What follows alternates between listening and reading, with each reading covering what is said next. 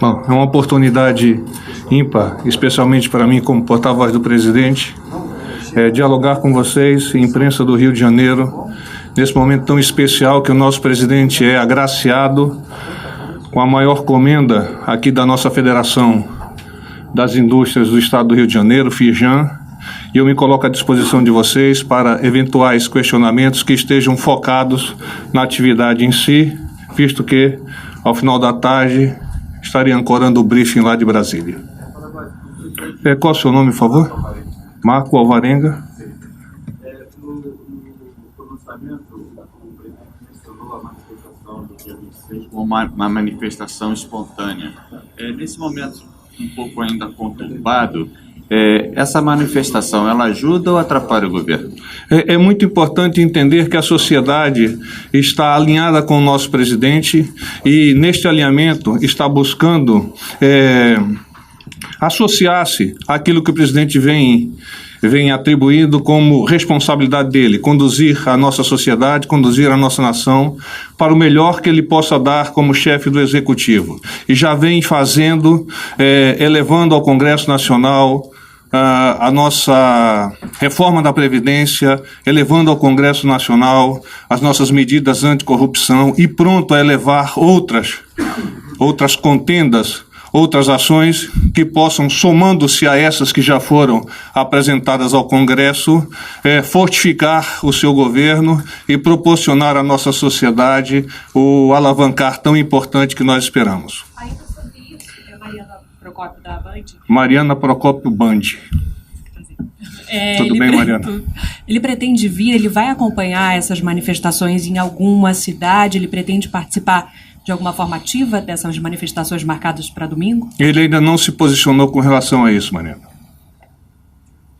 Nadádia Calado, da Rádio CBN. Tudo bem? Boa tarde.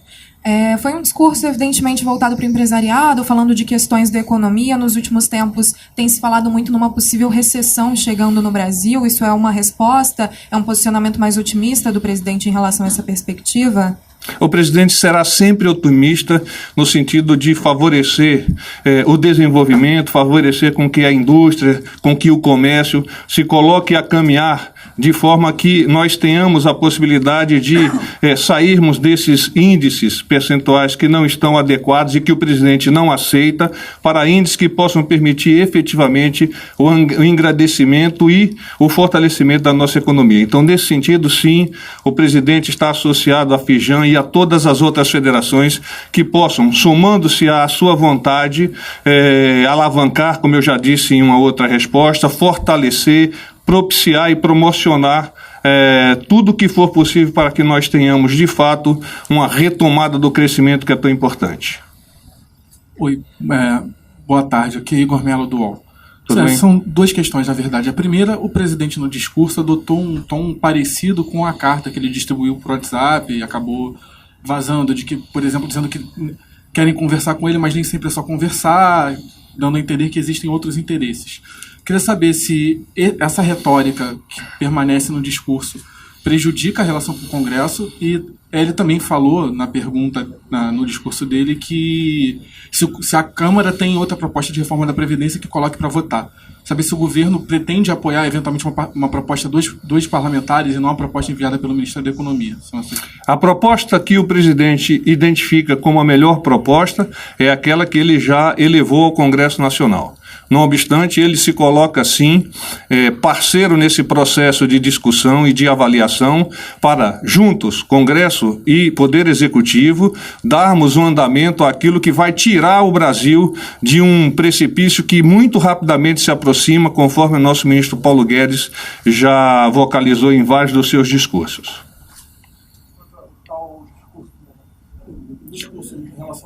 O discurso do nosso presidente foi muito mais focado para o estabelecimento de contato e de fortalecimento junto à FIJAM, naquilo que a FIJAM pode dar de positivo nesse processo de recuperação. Boa tarde. Porta-voz Júlia Carneiro, da BBC News Brasil. Tudo bem, Júlia? Eu queria fazer uma pergunta sobre o ministro Santos Cruz. A gente, na semana passada, viu uma crise em que houve até especulação sobre o futuro dele no governo.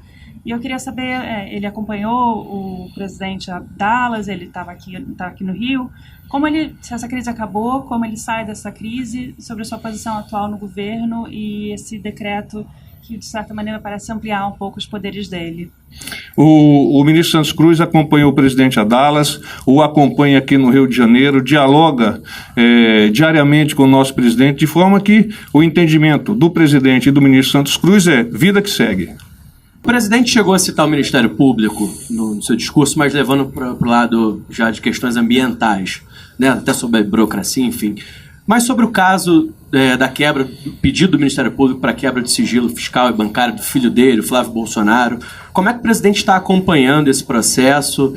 Ele concorda com as críticas, por exemplo, que o filho dele, o Flávio, fez? Qual o posicionamento do presidente nesse momento em relação aos últimos acontecimentos da investigação do senador Flávio? Eu acho que a oportunidade que nós estamos tendo aqui na Fijan é de favorecer a economia, de favorecer o engrandecimento do Estado do Rio de Janeiro.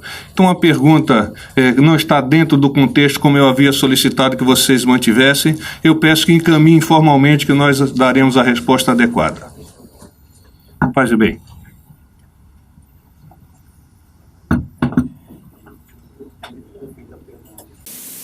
Não podia acontecer algo diferente. Qual sempre foi o ciclo de amizade no Brasil ao longo das últimas décadas? Eu quero, sem desmerecer os mais pobres, quem estão do nosso lado, que merecem todo o respeito, mas aproximar de países que possam trazer vantagens para nós. É isso que nós queremos. Quando se fala no grafeno, a projeção de quem entende do assunto, que na próxima década mexeremos, né, a economia, movimentará um pouco mais de $1 trilhão. Por que estamos para trás disso, de algo descoberto tão cedo, 2004? Quando nós nos envolvemos para valer em ciência, em tecnologia, em inovação? Nunca. Já tivemos ministros lá no Ministério da Ciência e Tecnologia que não sabia a diferença de lei da gravidade para gravidez. E estava lá. Quando convidei o astronauta Marcos Pontes, formado pelo ITA, piloto de caça da Força Aérea, mais de uma década na NASA dos Estados Unidos, alguns criticaram.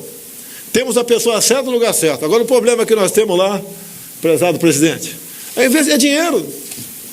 Não podemos desenvolver muita coisa por falta de recursos. Por isso, precisamos da reforma da Previdência. Ela é salgada para alguns, né? Pode até ser, mas estamos combatendo, são privilégios. Não dá para continuar mais o Brasil com essa tremenda carga nas suas costas.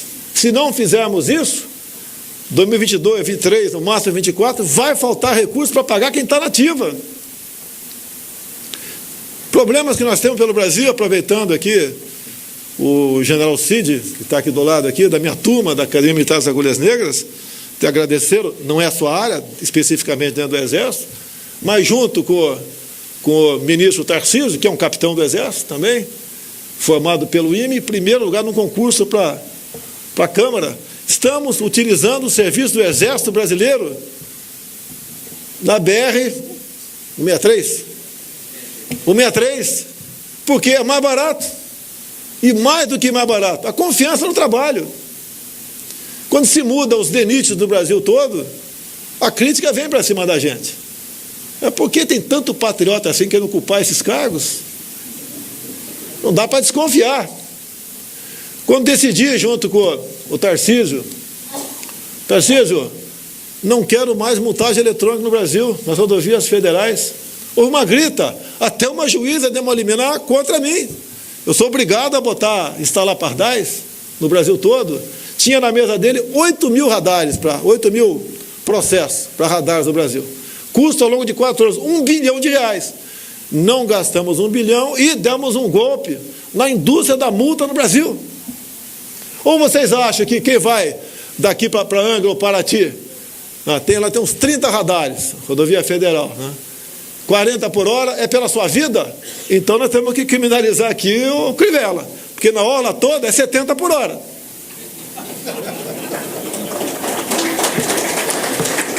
Quando devemos apresentar essa semana uma proposta para atender não apenas os caminhoneiros, nós também. O número de pontos na carteira passa para 40. Validade da carteira de motorista passa de 5 para 10 anos. Eu sei que as clínicas de psicologia vão ficar chateadas comigo, sei disso. Tá? Mas nós temos que combater isso daí. Nós temos que acreditar no ser humano. Quando eu assino um decreto das armas, eu quero dar aos senhores e às senhoras o direito que vocês conquistaram nas urnas por ocasião do referendo de 2005. Será que vocês são irresponsáveis caso queiram ter uma arma dentro de casa? Ou ter acesso a uma arma importada, como quebramos o monopólio também? Nós queremos facilitar a vida dos brasileiros. O nosso querido Exército Brasileiro, estou falando isso porque não tem ninguém da Marinha fardado aqui, ou da Aeronáutica, faz um trabalho excepcional pelo Brasil. O nosso contingenciamento, Geraldo Cid, foi de 40%. Na educação foi mais ou menos 3,5%, que é 30 dadas discricionárias. Gente na rua, protestando. Quando eu digo que o Brasil não está não tem nenhuma universidade do Brasil entre as 250 melhores do mundo, algo está errado. Hoje devo assinar aqui o nome da nova reitora da UFRJ. Porque eu tomei conhecimento a respeito dela, da lista tríplice, bem como de amigos mais chegados, é a pessoa adequada para estar à frente da UFRJ. Já falei que é reitora, então já dei a dica quem é. Os dois são homens. Eu agora sou homem-fóbico. Tá? Então, meus senhores, o que eu tenho a falar? Contem com a pessoa que quer, assim como os senhores, mudar o destino do Brasil. Conte com alguém que tenha um coração verde e amarelo. Conte com alguém, respeitando as demais religiões, que tem Deus no coração. Agradeço as orações do Macedo. Tem agora, quarta-feira, aniversário de Israel, lá em Brasília. Vai ser comemorado lá, ele foi convidado. Aqui é um país onde todos têm espaço. Todos. Árabe, judeu, todas as origens, etnias, religiões têm espaço aqui. É um país maravilhoso, que tem tudo para dar certo. Mas o grande problema é a nossa classe política. É nós, Witzel, é nós, Crivella, sou eu, Jair Bolsonaro, é o parlamento em grande parte, é a Câmara Municipal, a Assembleia Legislativa. Nós temos que mudar isso. Não existe maior satisfação que um político pode ter, como graças a Deus estou tendo, em ser reconhecido em qualquer lugar, do Brasil ou fora do Brasil. Reconhecido pelo lado bom, fica bem claro. Então, nós temos como mudar o destino do Brasil. E eu conto com os senhores, e os senhores podem contar comigo, com os meus 22 ministros, com os meus secretários, com os meus servidores. Se tiver qualquer problema, a gente resolve. Não criaremos dificuldade para vender facilidade aos senhores. Gastei na minha campanha menos de $1 milhão de dólares, né? E assim mesmo, em doação. Meu partido recebeu 9 milhões de 1 bi e 600 para a campanha. Fico com questão de não usar esse recurso. Que de vez em quando nos acusam de ter laranja aqui no Rio de Janeiro. As 3 candidatas laranja do Rio de Janeiro, cada uma recebeu R$ 1.800 para poder pagar o contador e prestar conta. Mas não bota o valor, eu sou dono de laranjal aqui no Rio de Janeiro. Até gostaria que fosse, né? Que a laranja é um produto bastante rendoso aí. Nova Iguaçu, muito em São Paulo. Tá? Mas a gente é obrigado a levar muita coisa e buscar o caminho certo para que nós não entremos em conflito e busquemos realmente solução para os problemas de um país maravilhoso como o nosso. Assim sendo, Eduardo, mais uma vez, muito obrigado pela distinção. Não é minha área essa daqui, a minha área é outra. Vai sair essa foto amanhã lá, né? Essa foto vai estar na capa dos jornais amanhã, né? É o que interessa para eles, né? Olha, como eu gostaria que a nossa imprensa fosse isenta. Como eu gostaria. Tá? Eu sei que a culpa não é de vocês que estão aqui. Em grande parte são os editores. Muitos aí envenenados com questões ideológicas. Outras. Tá? Nós estamos tendo muito critério nos recursos públicos para anunciar junto à imprensa. Aquela festa de antigamente não vai ter mais. Então, reconheço que por parte de editorias, né, nos critico. Mas o dinheiro é público. Você não pode gastar o dinheiro numa causa própria. Não posso fazer isso e não faremos isso aí. Então, meus senhores, minhas senhoras, muito obrigado mais uma vez pela honraria. E é uma honra estar aqui ao lado de pessoas que produzem, pessoas que realmente levam o Brasil para frente através do empreendedorismo. Um bom dia ou boa tarde? Uma boa tarde a todos. Está encerrada esta cerimônia. Solicitamos aos presentes que se mantenham em seus lugares até a saída do presidente da República.